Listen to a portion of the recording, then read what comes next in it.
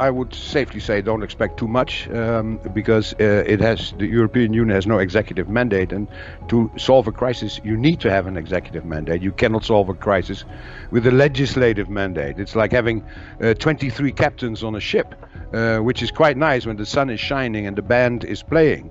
But if something serious happens, you require what the military refers to as unified command.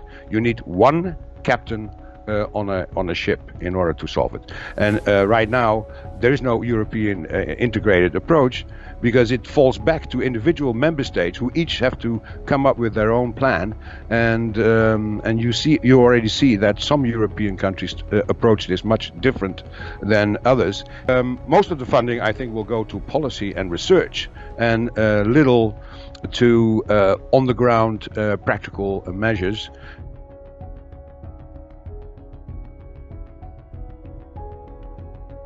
Yeah, that's indeed a very good question. When you look at the funding by the European Union in the past, the impact has been very limited, and so that's a concern. So in terms of money spent, most of it goes into research.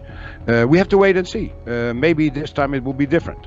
But I'd rather would like to see that a large amount of money would be set up for a center to exchange Chinese experience with international clients and customers, because the practical experience is with China right now on how to deal with this outbreak.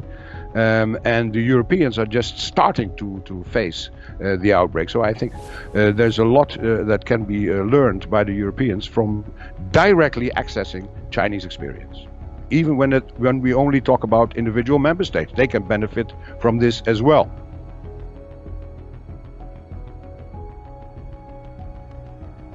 I think right now the only entity who has real on the ground concrete practical experience in how to contain the virus is China.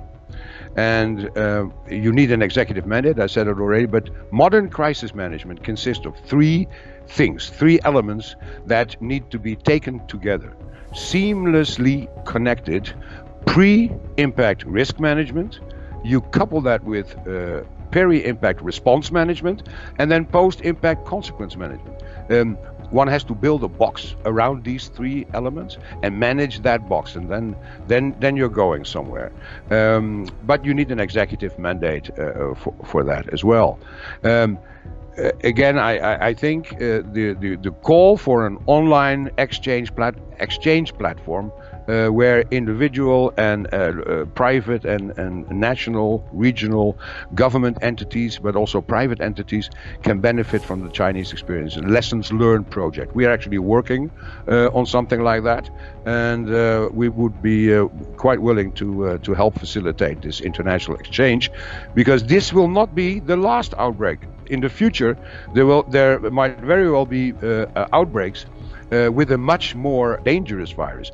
And this is now the opportunity to set up such a global exchange platform, also not only to benefit right now at the moment, but to have something in place for the future, because this kind of crisis requires a global response and not a local or a national response.